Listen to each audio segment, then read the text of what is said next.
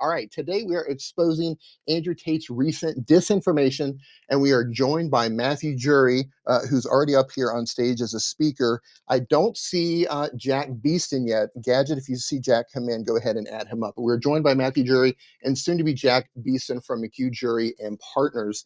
They're representing some of Andrew Tate's alleged victims in the UK, and they're going to help shed some light on recent events that have unfolded in the UK regarding a new criminal case against both Andrew and Tristan Tate and squash disinformation that has come directly from the Tate brothers and their PR machine regarding that new case. And I don't know if I don't see Jack yet. So Matthew, we're going to go ahead and start with you because I know you guys are on limited time today and I don't want to take up much of your time. So it's a privilege to finally have you in a space up on the stage. How are you doing, sir?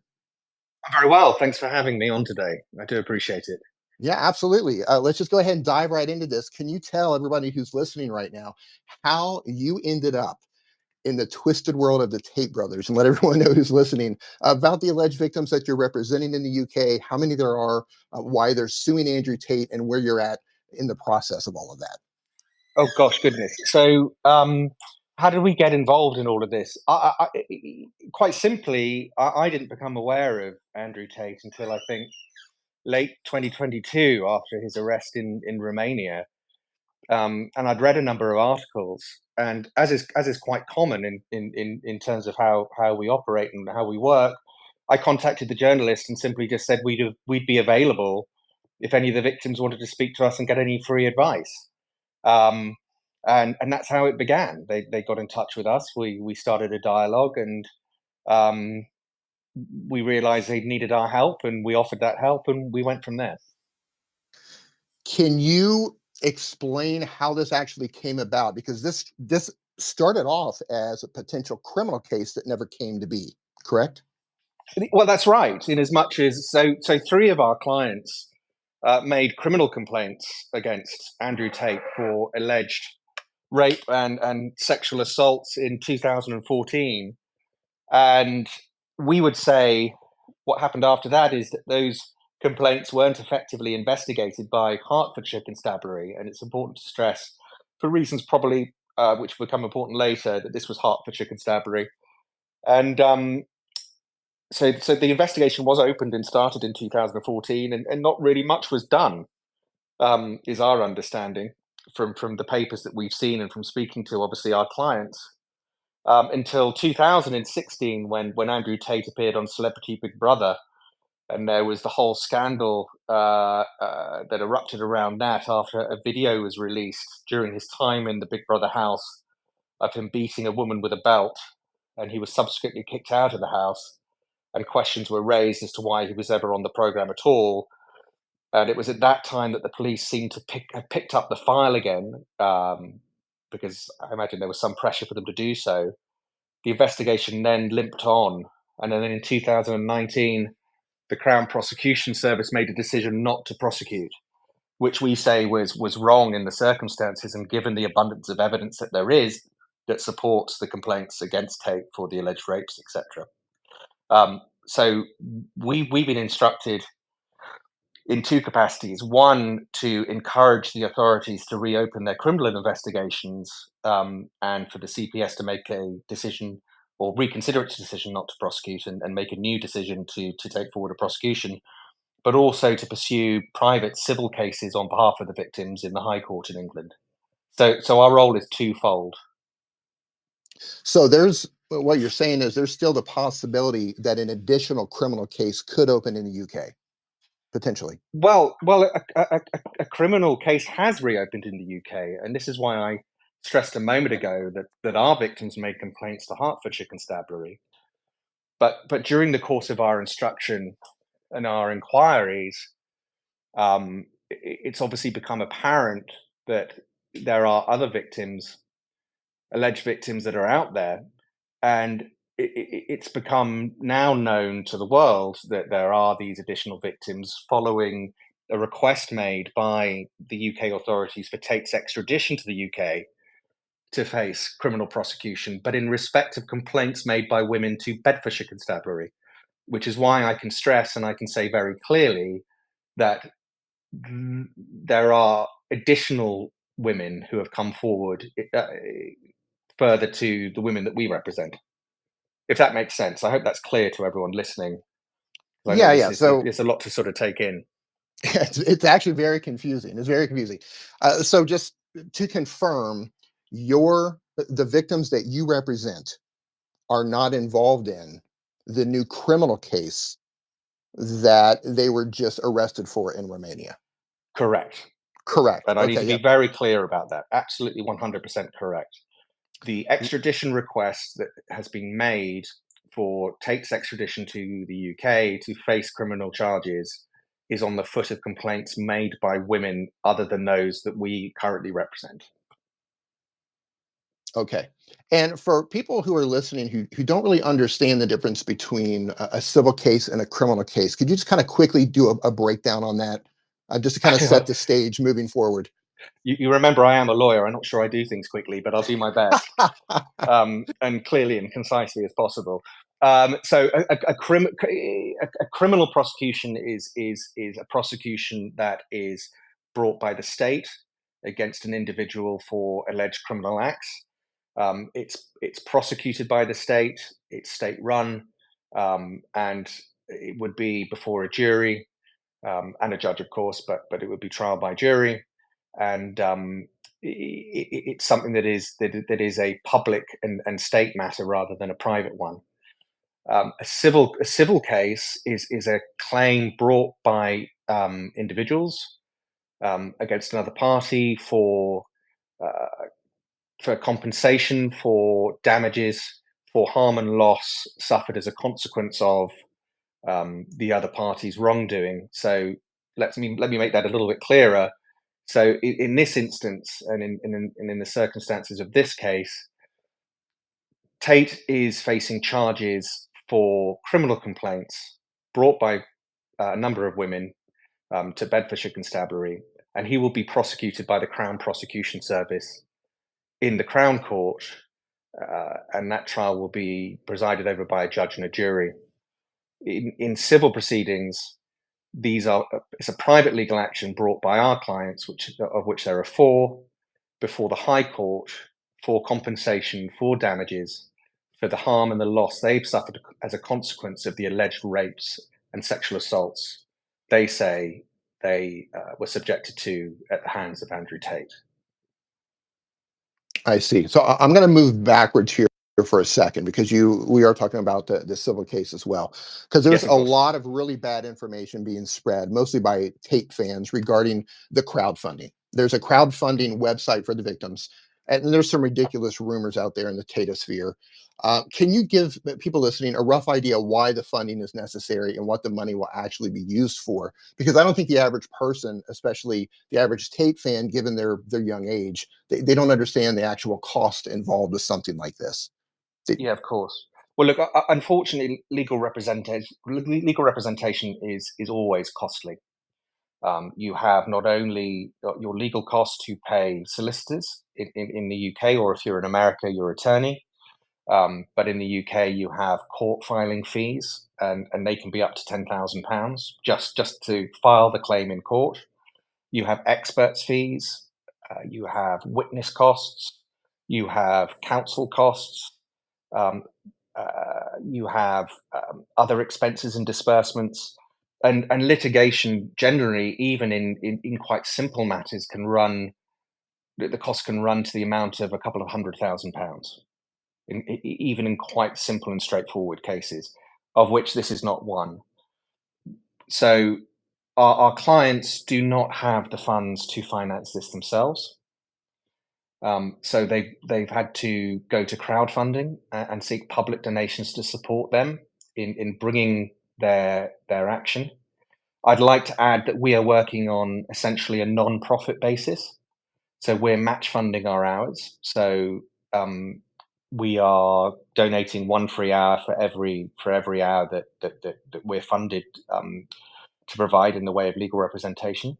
So this is not a profit making exercise for us at all. If anything, we're probably running at a loss, and that's not a complaint. We're very happy to do so. This is an important case in the public interest, and the victims need support.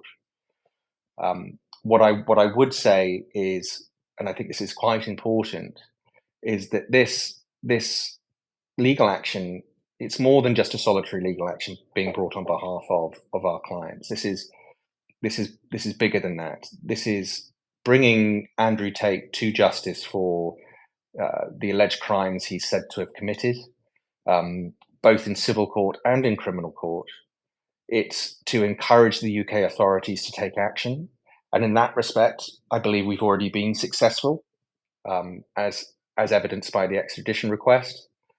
But it's also for victims of rape and sexual violence everywhere.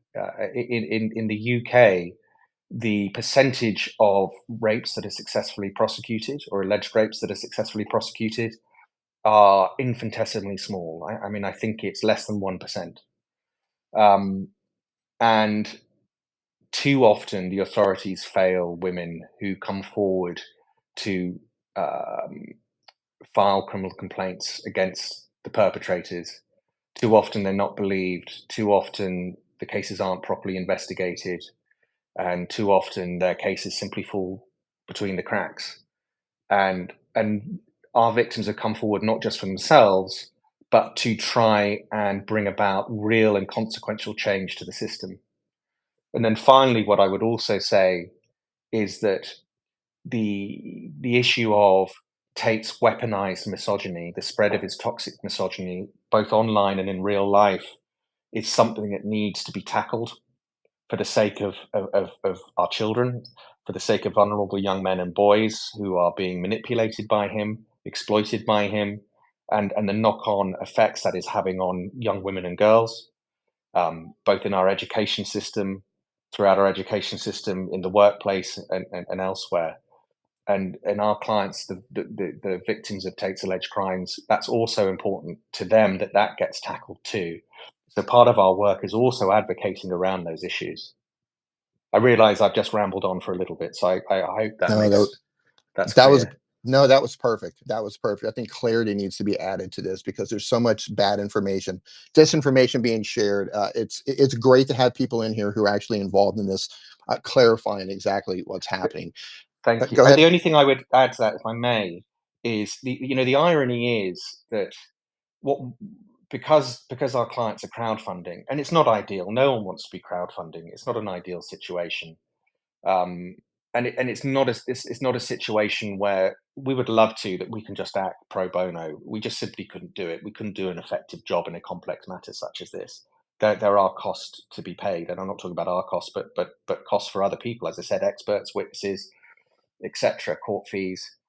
Um, but the irony is this: is we have been as lawyers criticised, and the fact that the victims of crowdfunding, you get accusations levied at you, to use Tate's language and his acolytes' language, that we're brokies. Or the flip side of that is we're just doing it for the money. And what I can say very clearly is we're not doing it for the money. I can say very clearly this is a non-profit exercise for us. We're doing this because we believe in the victims' allegations. We believe in the importance of that campaign, and we sincerely want to help them. And it's a matter of serious public interest. And I mean, the irony being that Tate's certainly, I imagine Tate's certainly paying his lawyers. I can't imagine any lawyers are working for him for nothing. Um, and also the victims get criticised because it's a civil case, saying, well, they're just gold diggers, they're just after Tate for the money, etc. If someone's involved in a road traffic accident and they get whiplash, no one criticises them for filing a civil case and seeking compensation for the harm and injuries that they've suffered. So why is it when a woman wants to seek compensation for an alleged rape, why is that wrong? It makes no sense to me. And the ultimate irony is, what does Tate talk about more than anything? Well, almost more than anything, it's money. It's getting rich. It's making money. He cares an awful lot about making money. The victims aren't interested in the money. That's not what's driving it here. But you know what? They're entitled to it. They're entitled to some money for the harm and loss they've suffered over the years, for the trauma that they've suffered. It won't fix this. It won't give them back everything they've lost, but it might help. It might make their lives a little bit easier. So for those who are criticizing them for seeking compensation, you know what? I mean, get a grip. Really get a grip, and really think long and hard about what you're saying and who you're criticizing. You're criticizing women who have suffered some of the worst alleged violence that anyone can commit against another person. So I just like to say to them, just think a little bit before you speak. Thank you for the very thorough answer. We're going to move into the some of the debunking here in a moment, but really, before we do that, how would this actually play out? So when the civil case gets filed, how does that work? So they're going to be in Romania for quite some time. This trial is going to last years in Romania. Can this happen at the same time without them? How does this actually play out between a civil case Oh, I with see.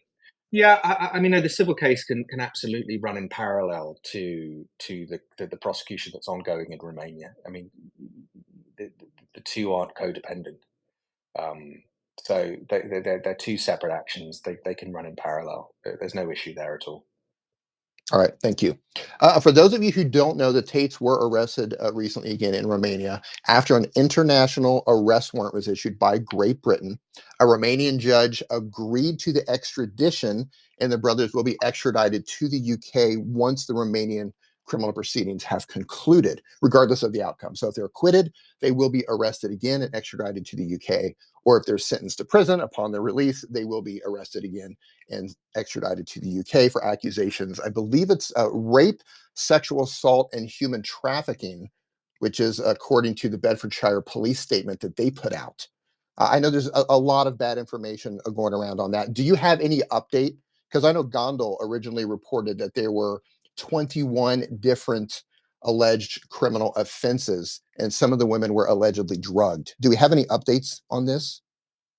I don't, I'm afraid. And to be absolutely honest, if I did, I would neither confirm nor deny those speculations, because what's very important to our clients and to us is not to interfere in any way in Bedfordshire's investigation or the prosecution that stems from that.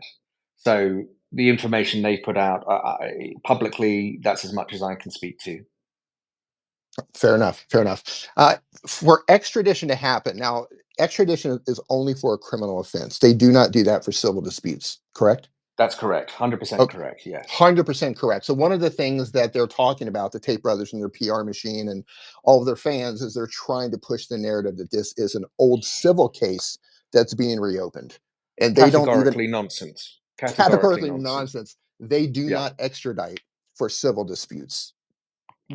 Correct. That's number one, and number two, this has got nothing to do with our victims who reported their complaints to the Hertfordshire Constabulary. This extradition request stems from an investigation by Bedfordshire Constabulary as a consequence of complaints by different women. I could make it clearer.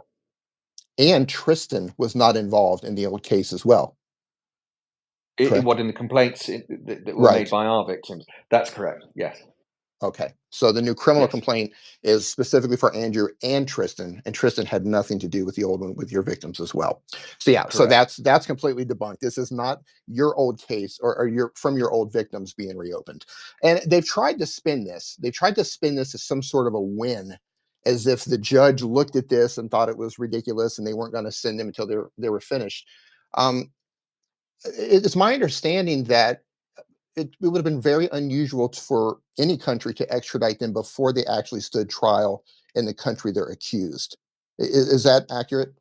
Yeah, that's right. I mean, look, sometimes there can be some negotiations between the two different jurisdictions seeking to prosecute the same individual, but it's completely common and standard practice if there are two prosecutions on foot in two different jurisdictions, then let's put it this way: the jurisdiction that got there first gets their chance to prosecute and for those proceedings to conclude before the other jurisdiction gets its chance. And that's all that's happened here. For the Tates to try and spin the fact that the Romanian court stayed the extradition until the conclusion of the Romanian proceedings, that is not a win.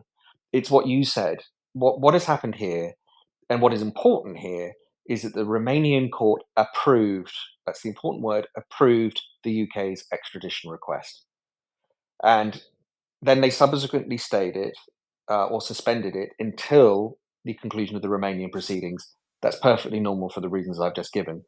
So the real world consequences of this are, as you say, They will be prosecuted in Romania. If they are convicted, they will most likely receive a very lengthy custodial sentence.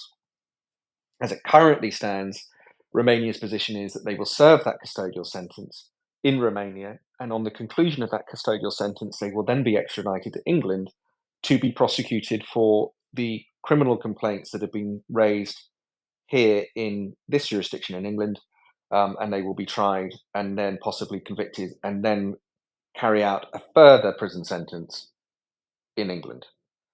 So I do not see how that is a win for anyone when you're facing back to back prosecutions and potentially back to back lengthy custodial sentences in prison.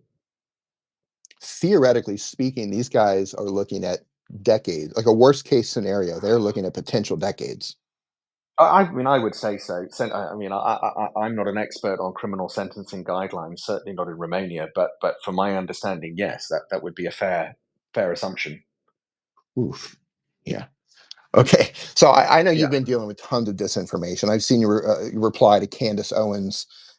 What's some of the biggest disinformation from your point of view, from where you stand? Because you obviously have access to things that we don't have access to, and I've seen you, posting here on X. But if there's some disinformation points that right now you want to get out here to the people listening, and we're going to clip some of this and share it later. What are some of the main points that you would like to address? Oh, I mean, gosh, where to begin?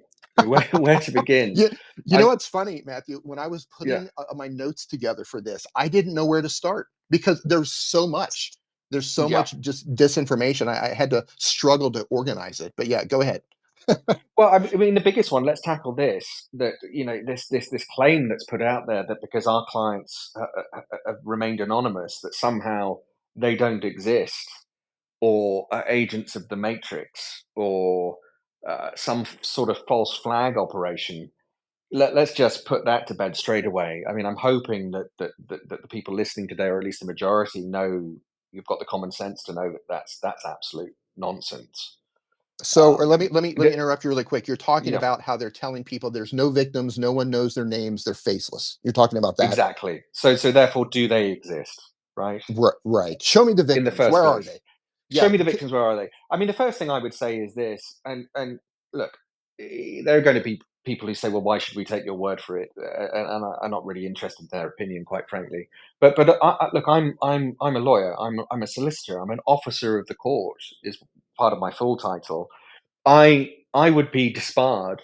I would be struck off the register. I wouldn't be allowed to practice. That would be the end of my career and my profession if I was somehow involved in bringing forward um, fake claims. Not least if I were to bring forward fake victims. I mean, it would be a criminal offence, and I mean, that's just utter madness for anyone to even conceive that that would be possible. The reason the victims are anonymous is because, quite rightly and justifiably, they fear being harassed, and indeed fear for their own safety and security, both online and in real life. We've seen what's happened to the poor victim who was part of the Romanian investigation and prosecution, and what happened to her in the United States as a consequence of harassment carried out. I'm going to say allegedly because I'm sort of duty bound to say so, but allegedly by Ahmed Suleiman, or sorry, Suleiman Ahmed. Um, we know what happens to women if they put their head above the parapet. So let's just put that to bed straight away. They're anonymous for a reason. They're anonymous to preserve their safety. That does not mean they don't exist. I have met them. I have spent time with them. They are real people. So I just like to make that clear. And I think that if you want to ask me what's the biggest piece of disinformation, or let's just say what's the most absurd piece of disinformation put out, that would be it.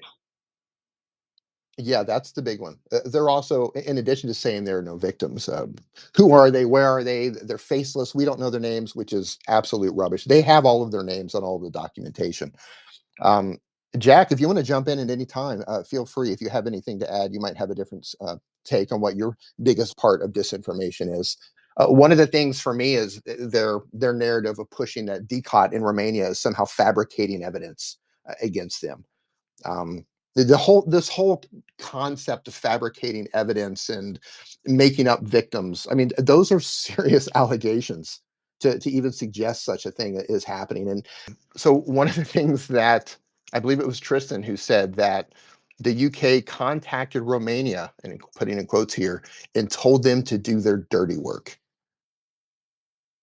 Would either of you like to comment on that one? The UK contacted Romania and told them to do their dirty work. And the original thing that Tristan was saying is that the UK was trying to get them locked up indefinitely in Well, I think Romania. I think you've got to ask yourself. Sorry if I'll let Jack come back on this as well, of course. But I think the question you've got to ask yourself is why? Why would the UK be looking for Romania to do its dirty work? What is it that the Tate brothers think about themselves that they think they're so special that a government is so fixated and focused on them that they would deploy dirty tricks or tactics or manufacture evidence or to try and bring them down. Um, I'm just stating my opinion here, and of course they're innocent until proven guilty. But it seems to me that they're just low-level gangsters. They're just low-level thugs. There's no matrix out to attack them. There's no conspiracy to bring them down. It's just the authorities doing their jobs, right? That's it. That's what they're doing. No more, Uh, no less. It's not complicated. I agree. I agree 100%. Do you know what this looks like when they actually? I mean, it's going to be a couple of years before this even happens. But once they do get extradited back to the UK, is this going to be like that handoff? How does that work? Are you familiar with the procedure? Well, they because they're obviously going to be arrested in Romania and sent to the UK. Will they then be met at the airport? Do they get arrested in the UK? Do they get go through the formal process of being will they be detained there for a particular amount of time, released on bail, possibly? The Do you know the? short answer is yes. So what happens is on the foot of an extradition request, they will be detained by the authorities from whom the extradition has been requested, so that it can be decided whether or not they should face extradition. We've had that decision from the Romanian court. They will be extradited. As we've discussed, that extradition is postponed until the end of the Romanian proceedings, but it will happen. So, at the conclusion of the Romanian proceedings, and quite possibly at the conclusion of any sentence that they may serve in prison, they will then be put on, well, whether it's a plane or otherwise, they'll be transported to England. They'll be met by the authorities, and then they will be arrested and processed as if they'd been arrested for the first time in England. If that, I mean, that's essentially it.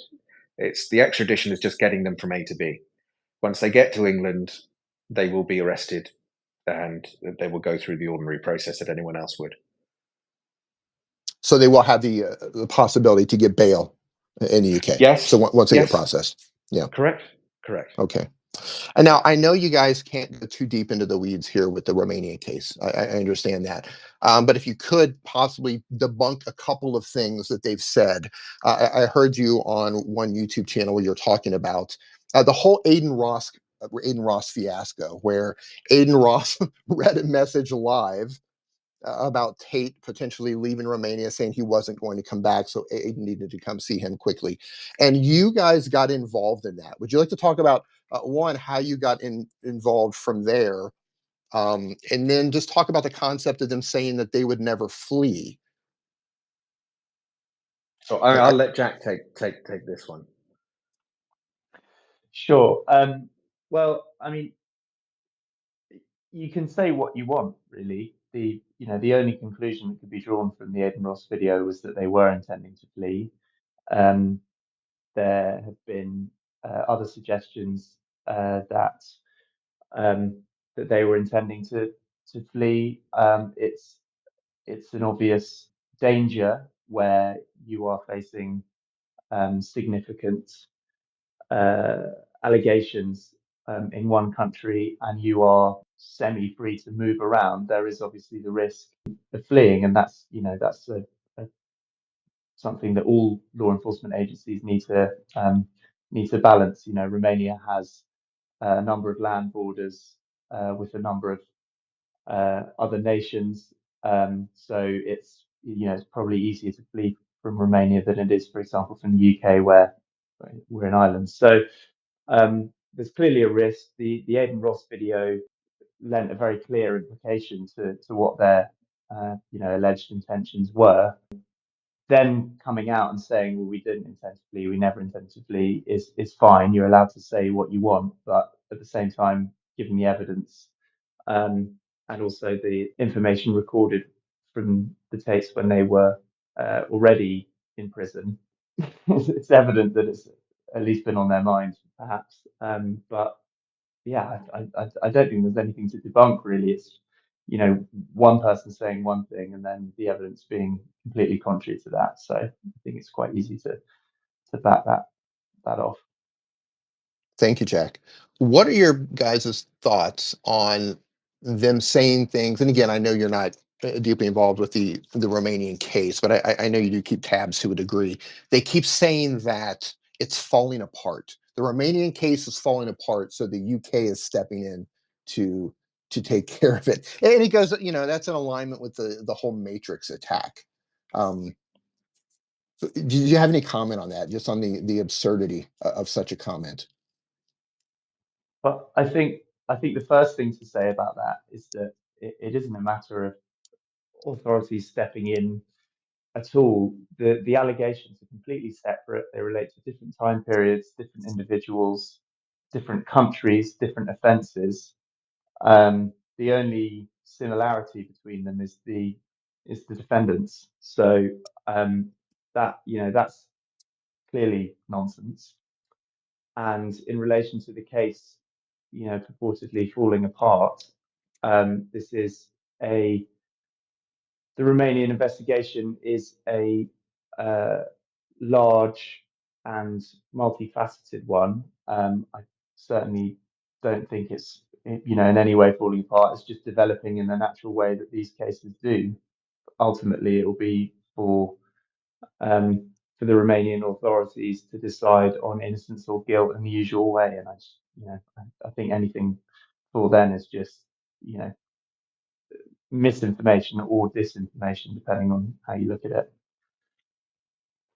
Jack, do you have any particular piece of disinformation that you've seen recently coming out that you think needs to be addressed? Matthew obviously covered the idea of there not being victims, which is quite ridiculous. Do you have something that might be different?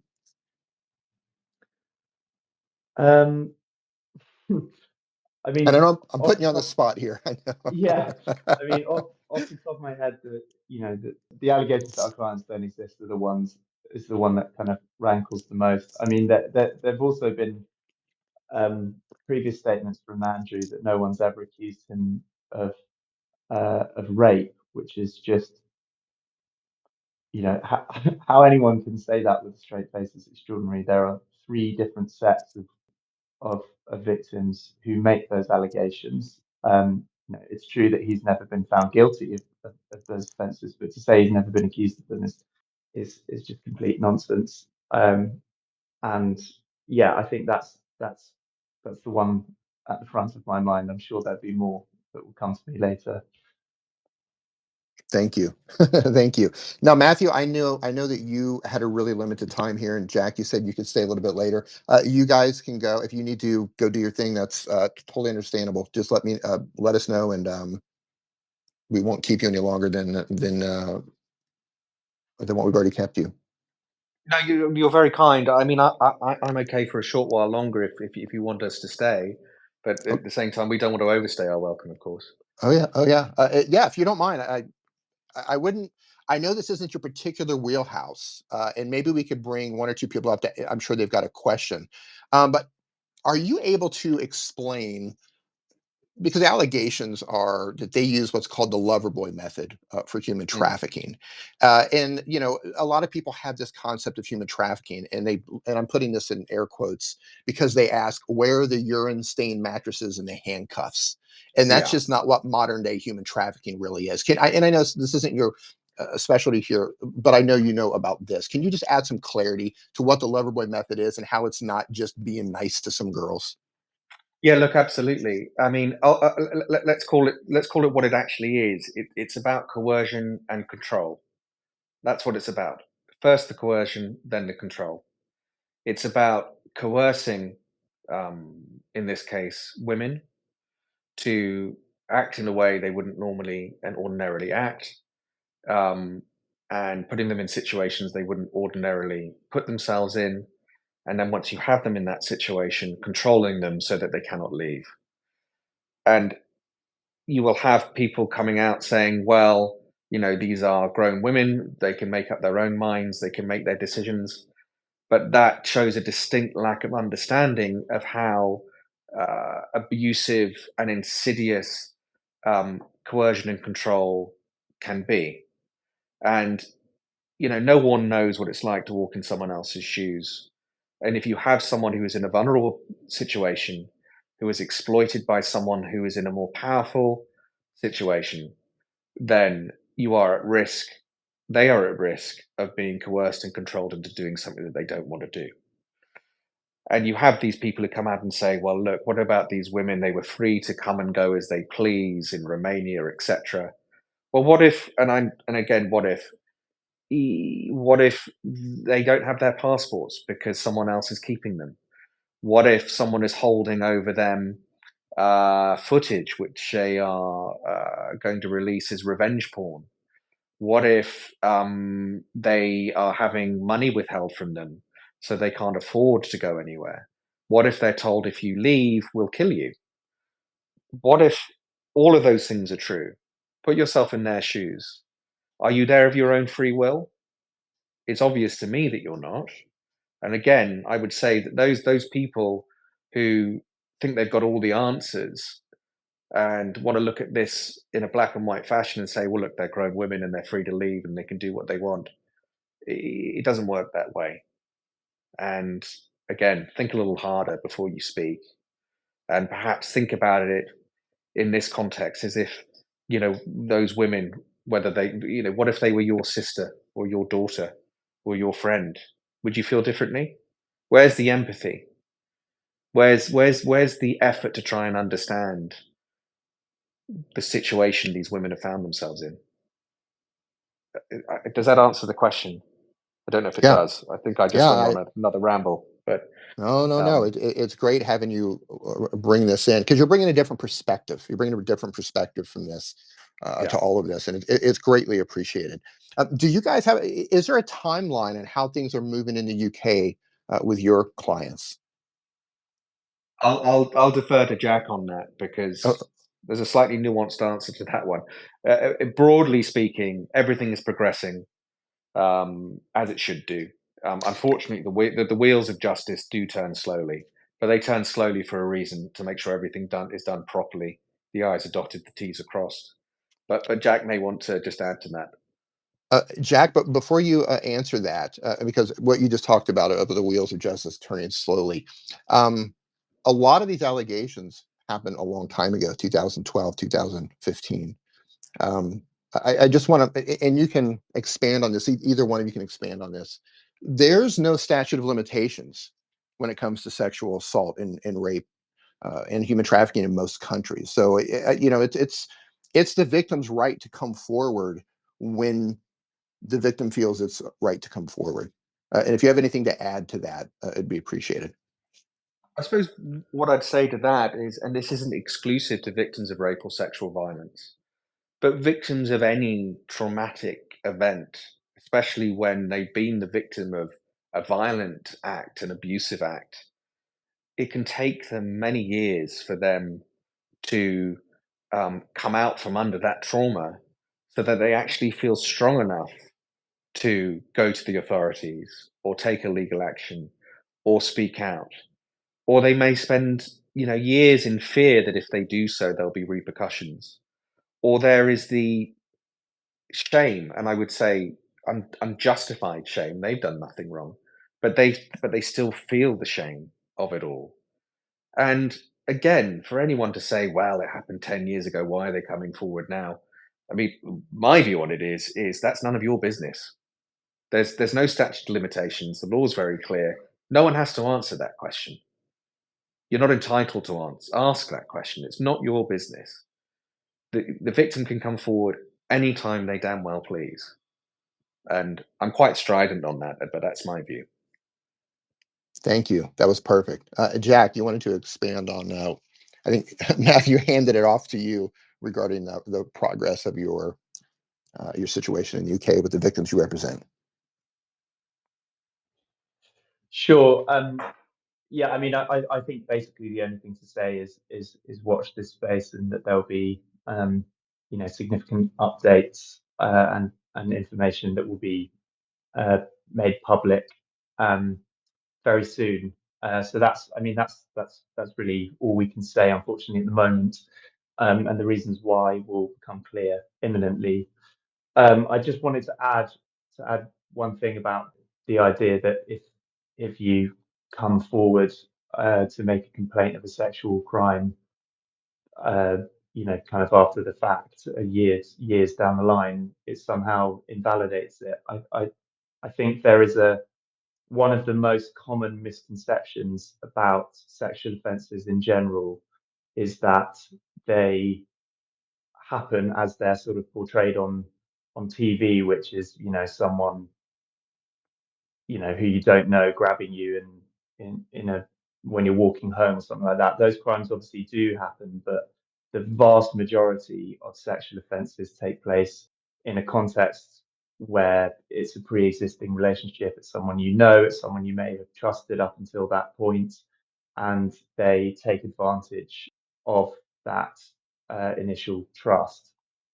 Or it can be within an existing relationship, and those are the trauma that brings is much harder to unpick, take a much longer time for victims to come to terms with, because on top of the actual offence itself, you have a lot of very difficult emotions to work through, and the natural inclination, I think, of victims is to um, minimize the wrongdoing, to lie to yourself, or deny that it happened, and that can take many years to get to the point where you feel strong enough to say, actually, what happened to me was wrong, and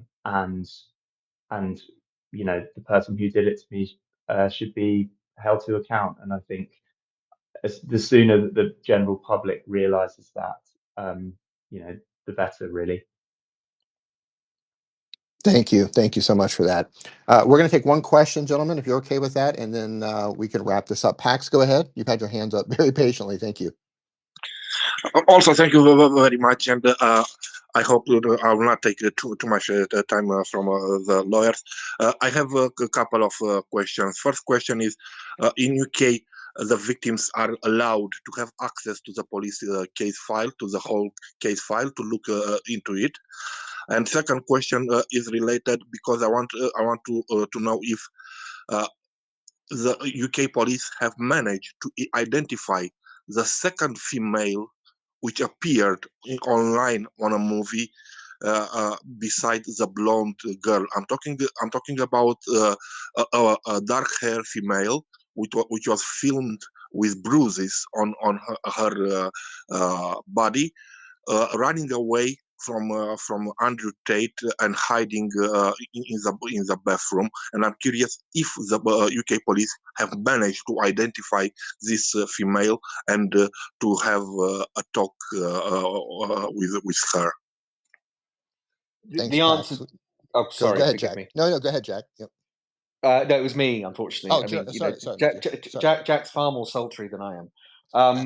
So no, I mean, the answer to that, Pax, is Jack can correct me if I'm wrong, but I don't know whether the police have spoken to the lady in question. The one I know the footage you're referring to, and secondly, in terms of our clients and other victims having access to the police file, the answer is only to a certain extent. It's not straightforward, and it's not a case of, because you are the victim, you have automatic access to the entire file. There's a lot of stuff that goes on around that, in terms of what is disclosable, what is shareable, and what is not, which would probably take too long to explain here. But that's the short answer. Jack, do you have anything to add to that? No, I think that's a perfect summary. Okay, gentlemen, I want to thank you so much. I know you've stayed past the time that we agreed to, and I thank you so much for that. So, a huge thanks to Mr. Jury, Mr. Beeson from EQ Jury and Partners. You guys have brought some much needed clarity to everything that's going on and helped us cut through. It's a tsunami of disinformation coming from the Tate brothers. So, we really appreciate your time and everything you're doing for the alleged victims. Thank you so much, guys.